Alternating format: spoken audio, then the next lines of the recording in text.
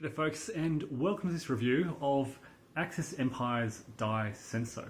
This was published by Decision Games in 2011. It is the companion game to Axis Empire's Total Krieg, which was also published by Decision Games in 2011. And of course, Total Krieg is the revised version of that earlier Total Krieg game published in the 1990s. So Dai Senso and Total Krieg are two separate publications. They can be played separately, and I've just played through the full campaign from 1937 to 1945 of Dai Senso. But there are some subtle rules tweaks that enable you to link these together as a combined games, and the events and operations that take place in one theatre of operations affect what's happening elsewhere, largely around diplomacy, around production, around the commitment of your forces in the separate theatres. Now, I haven't played that combined game, but certainly I've read through the rules as part of my preparation for Dai Senso. So how does Dai Senso play by itself? Well, it is the basically the porting of those Total Krieg rules to the Pacific Theatre of Operations. Within this Pacific Theatre, there are really two main area of military operations. You certainly have the land-based warfare, mainly on mainland Asia, and there is a lot going on there. This is one of the few English language war games that covers and really focuses a lot of effort on that land war against nationalist and communist China, the potential war against Russia in the north, and so forth. A lot of English language Pacific Theatre of Operation war games deal with that very minimally, focus the attention on what's happening in the Pacific Islands.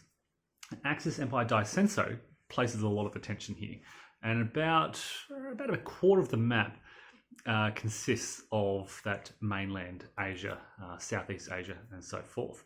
That's about that's a large part of your focus when playing through the campaign game. You also have this other half of your focus, and that is the Pacific Islands campaign, the Pacific Ocean. And this is a very different type of game. The Pacific Islands campaign really revolves around your support units. These are almost like assets. And there's almost an economic war happening here where you're managing your assets very differently to how you manage your military units, your land units. There is heavily abstracted combat here. If you send an entire CV fleet out to support an invasion, the rules are as simple as your opponent can challenge that or contest the placement of your CV fleet by sending out their own CV fleet.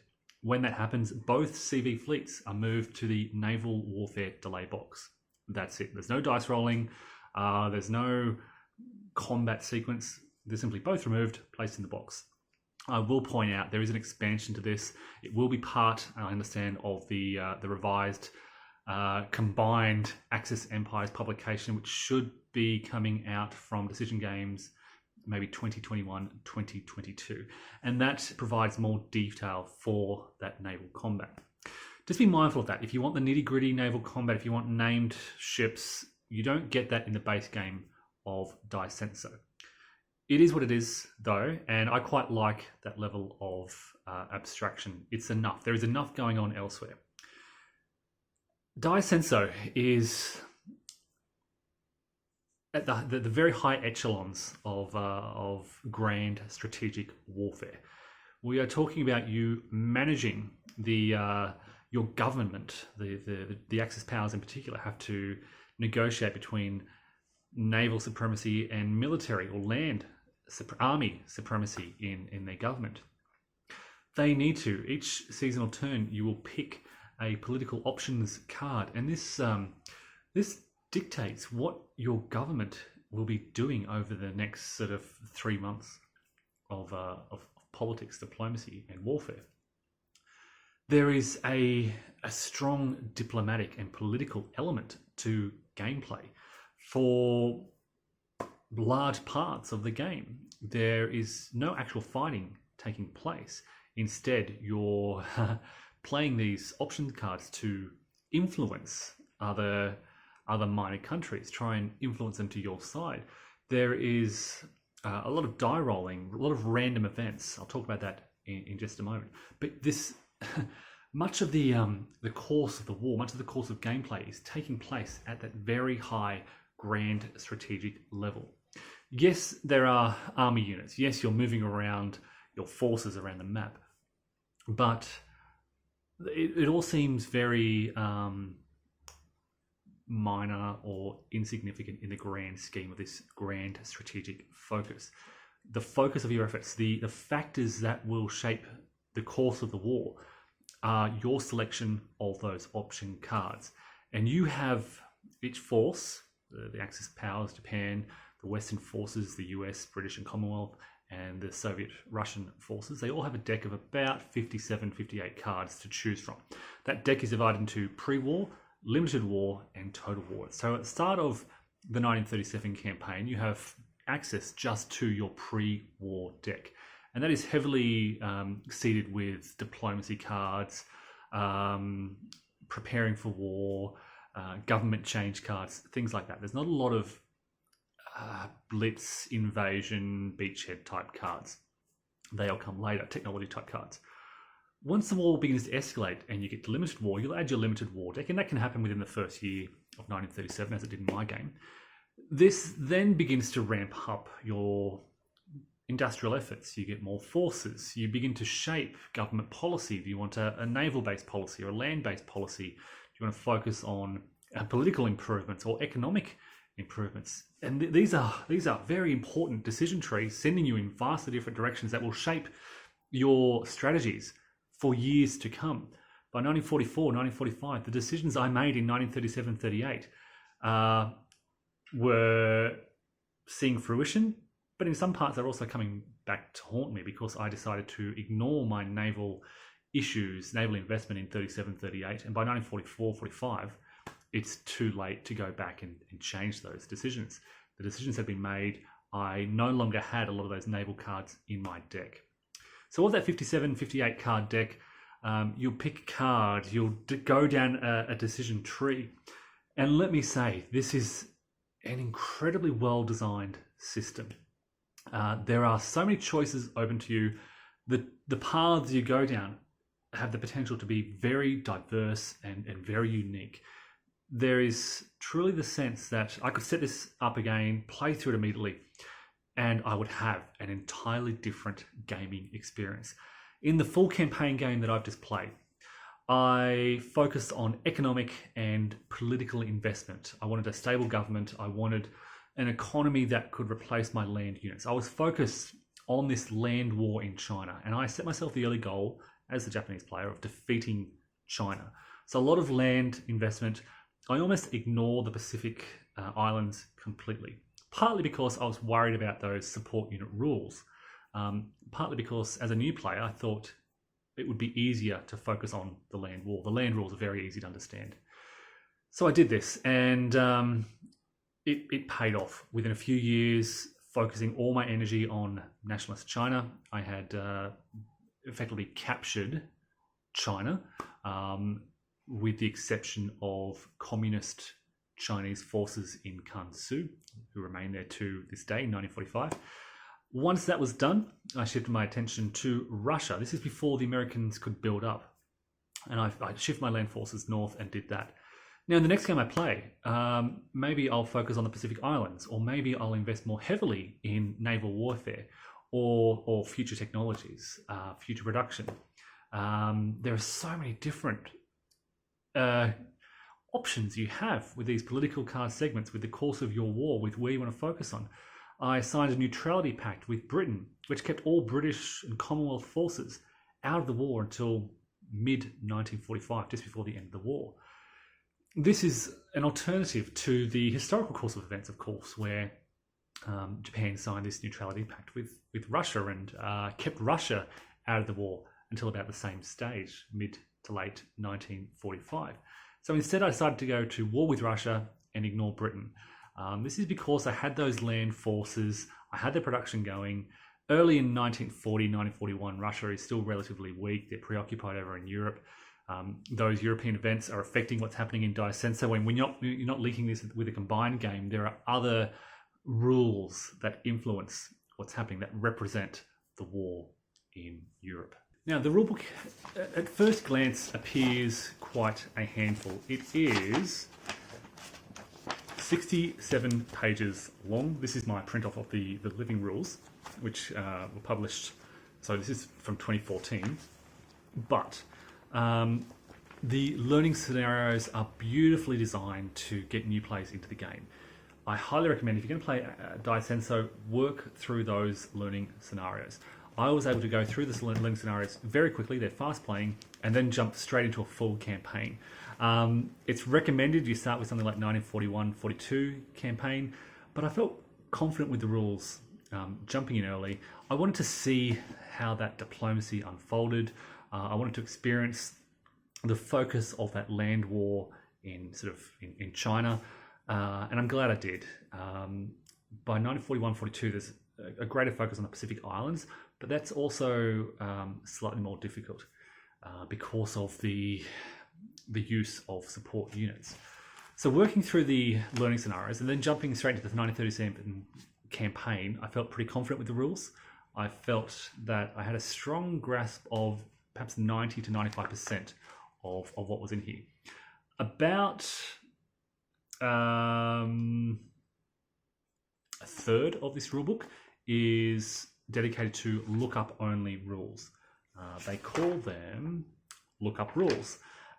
This is things like special events that happen. So on your political cards, it may say conduct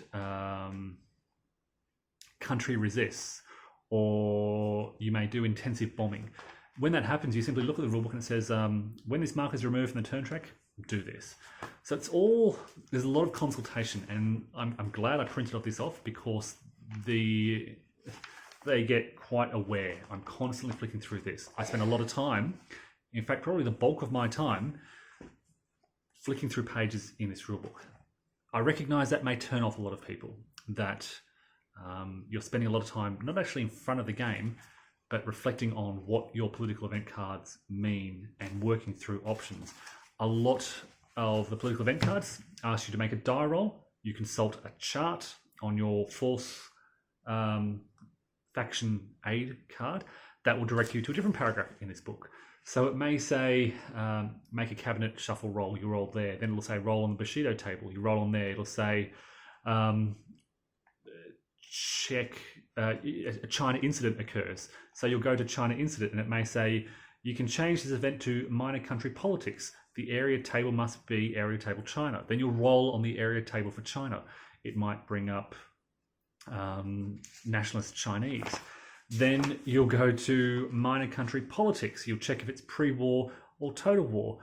If it's an active country, do this. If it's a concrete country, do this. So what I've just said there is probably a turn off for many people. There's a lot of flicking through various sections. This leads to this, leads to this, leads to this, leads to this. For me, that was part of the fascination with the game. It is the depth of the decision surrounding your card play. When you're looking at a card and there's these options on this die roll to potentially influence a Chinese country, and there are 2 or 3 neutral Chinese countries that you really want, that's a very kind of nail-biting decision to make. But just be wary that is part of the gameplay. More experienced players, and certainly by the time I got to, I think, 1941-42, I'd see China incident, and I'm thinking as the Japanese player, yeah, that'd be quite nice to have right about now. Or I see technology improvements, and I want that to happen. I'm fearful of cabinet shuffles and so forth. You get to know what these tables do. There are certainly die roll modifiers based on various things. So there's a political die roll modifier based on the VP track, based on US commitment level, and some other factors which can change these and push them in certain directions. So you can, in many cases, make an informed estimate of what the die roll, or what range the die roll is going to be in. As the Japanese gain the lead, there are positive die roll modifiers. As the Western powers or the Allied forces get the lead, there is a negative die roll modifier to all of those political die rolls. Nonetheless, there is a lot of die rolling. There is a lot of flicking through this book. I imagine it could be frustrating for many people. I just didn't find it so. I found it, interesting. Flicking through this. Is there an easy way to do this? Could it be maybe a separate rulebook just for events? Maybe that'd be good. That way I'm not sort of carrying this whole book. Sometimes I've got my finger on one page and I'm flicking through to figure out what that token actually means. And I'm also flicking through to figure out when I can place that token. So I'm checking 3 different sections of the rulebook at once. That was quite frustrating. So maybe, if it's not too late, Decision Games, could this be separated into 3 separate books? A rulebook, a counter guide, and then an event section. That would be really nice, because then I could have 3 separate pages open out in front of me. Maybe a chit section for each faction, an event section for each faction, so you've got one for each player.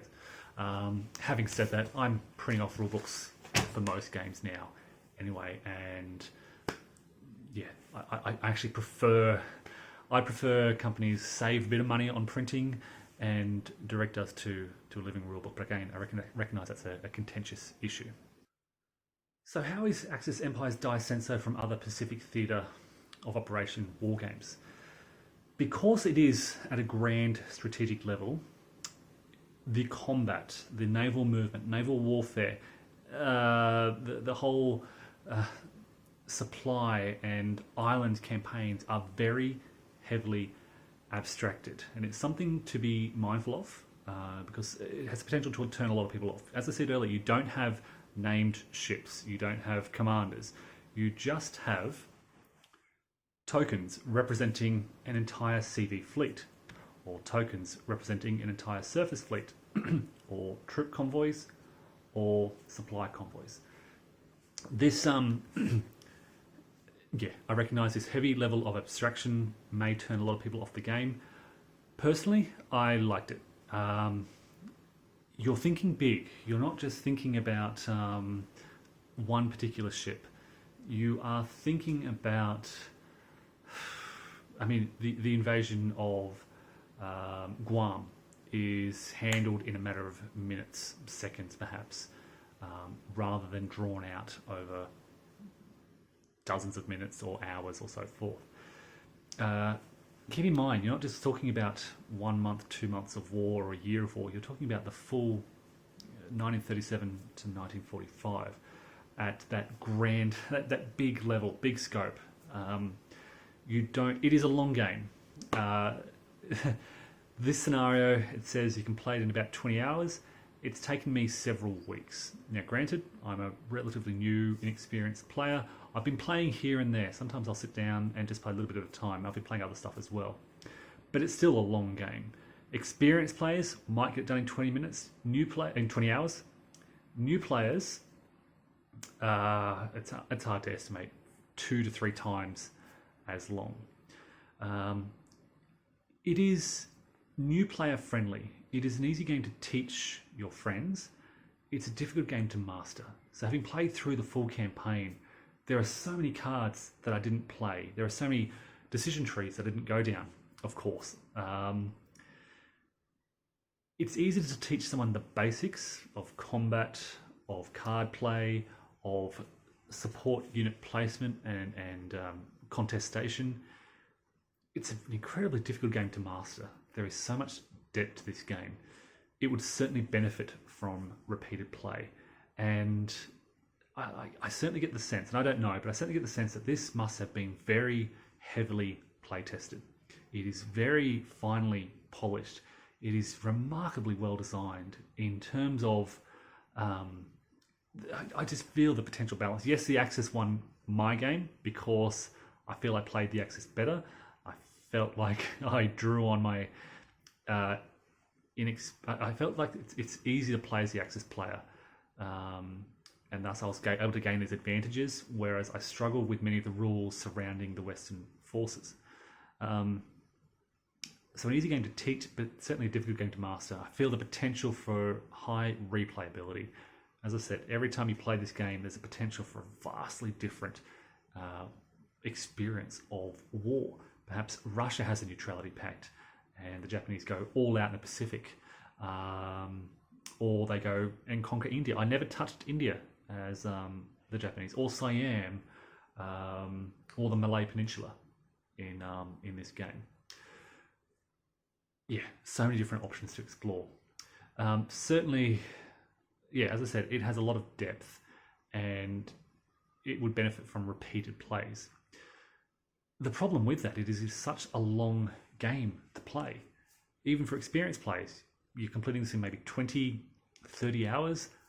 That's a lot for one gameplay. So it feels a difficult position. It's a game that I want to play again. It's a game that I want to kind of set up and play again. At the same time, it's taken weeks out of my life to go through, and there's so much else that I want to play. So that's something else you should be mindful of. This is not. It's an easy game to learn. It's not an easy game to play in full. And that for that reason, it feels a kind of, I guess, a niche spot in the market. You need to have the time to play the game. As far as, I played this solo. How does it go as a solo game? As I said, it was easier to play as the Axis. It feels like they have, the Axis have the initiative. They, excuse me, they are driving the events. They can make Britain neutral, and the Western forces and the Soviet forces are really just responding to what the Axis powers do. For that reason, if you're ever playing this with a new player, you're teaching someone, I recommend giving them the Axis. It's more fun, more engaging. They're making the big decisions, and they're easier. They dominate the historical narrative. The Axis dominate 1939, 1940, 1941, and then this gradual turning of the tide, which happened in my game, but it happened too late. And when it did happen, I was too inexperienced with the Western forces to quite know what to do. Partly, again, there's this wide open Pacific Ocean, and there's a big question of, well, where do we go? Do we invade Japan? Do we invade China? Do we invade Southeast Asia? Do we try and take back the Pacific Islands? There was a lot of kind of floundering as the US, and kind of sitting around not doing a lot with this massive fleet potential. Whereas a more experienced player would kind of know what to do or have a better grasp of the potential for that fleet. It took me too long to realize that potential. By 1945, yeah, the US offensive is in full swing, but it's too late by then. So as I said, I think the key thing to take from this is recognition that this is a grand strategic game. It is heavily focused on selection, planning, and play of these political option cards, and close reference to the events they direct you towards, and the markers that they direct you to play. Sometimes it'll say something like, place the oil embargo card in the delay box or in the strategic warfare box. And there is a whole series of rules behind that marker that you need to look up to understand precisely what that does. Or a Western force event says, play the victory program marker in either the delay box or the strategic warfare box. And again, you need to read through the events to understand what this does. It creates delays, basically. It's not necessarily a good idea for the Western forces. And again, I don't fully understand the implications of that.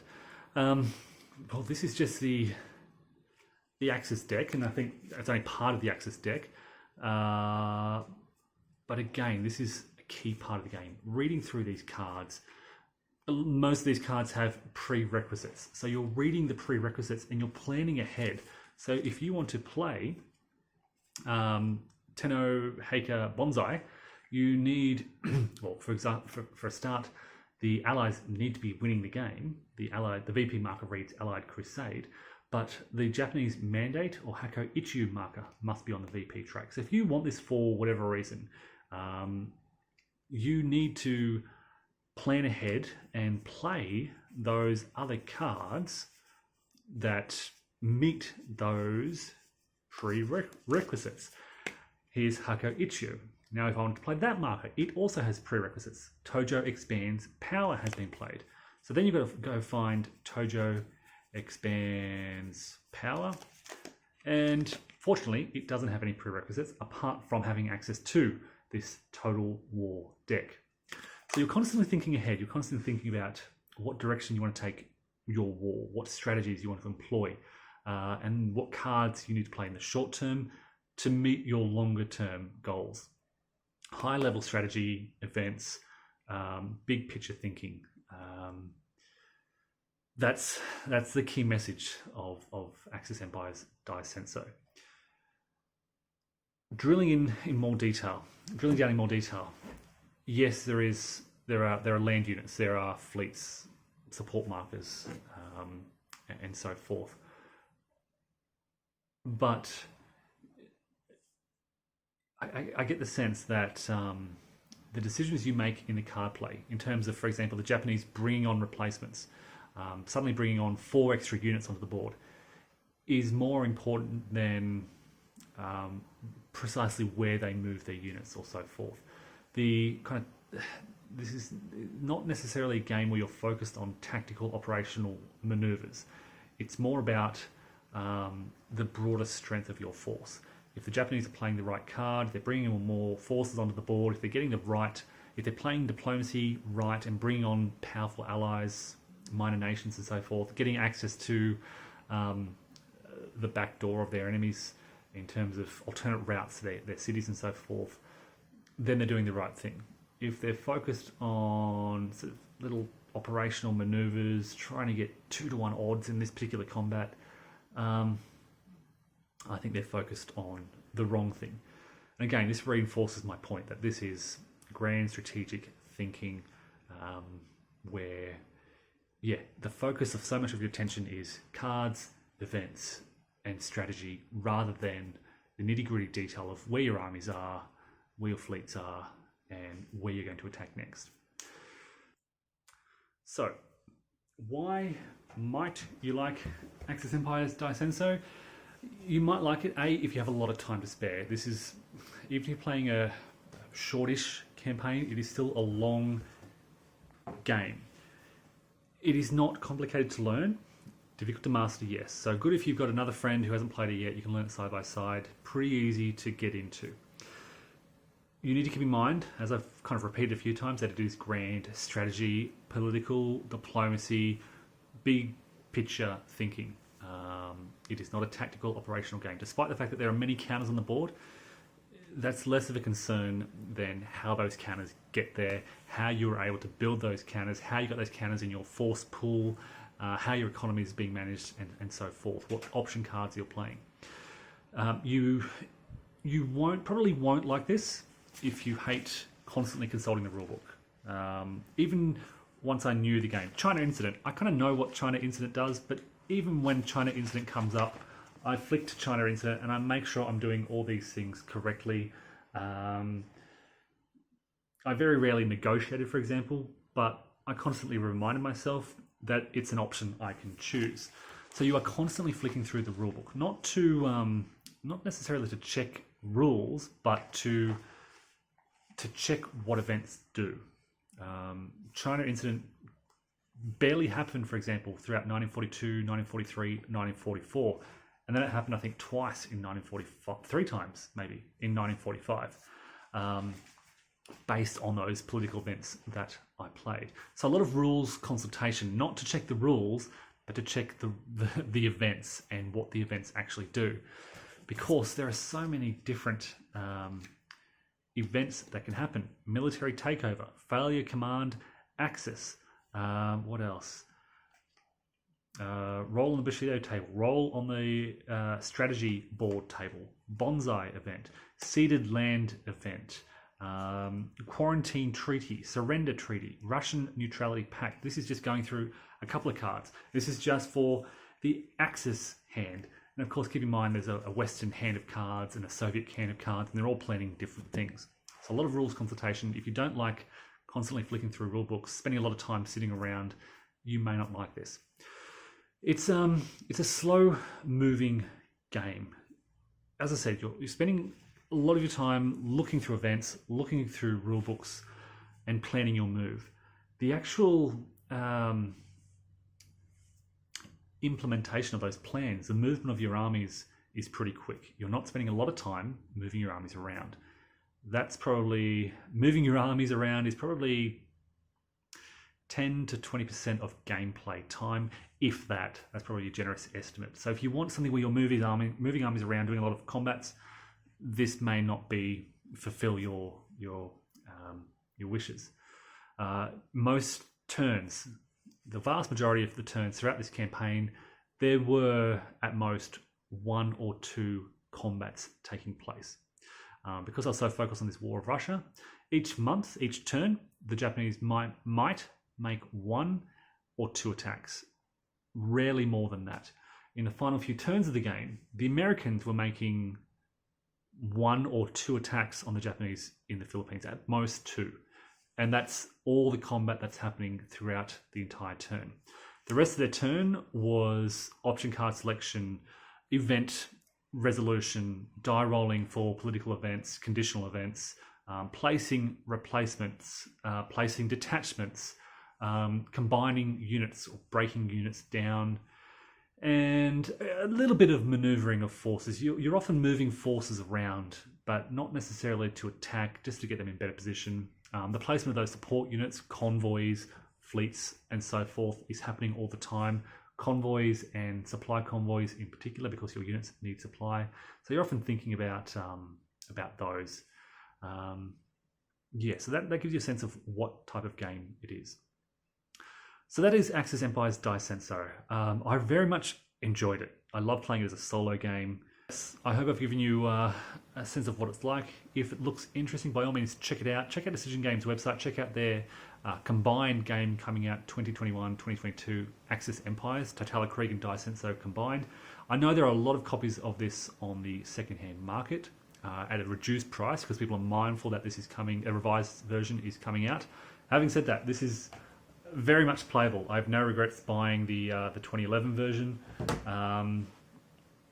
Playable out of the box. But again, be mindful that it's not a game for everyone. I hope that's been informative, and thanks for watching.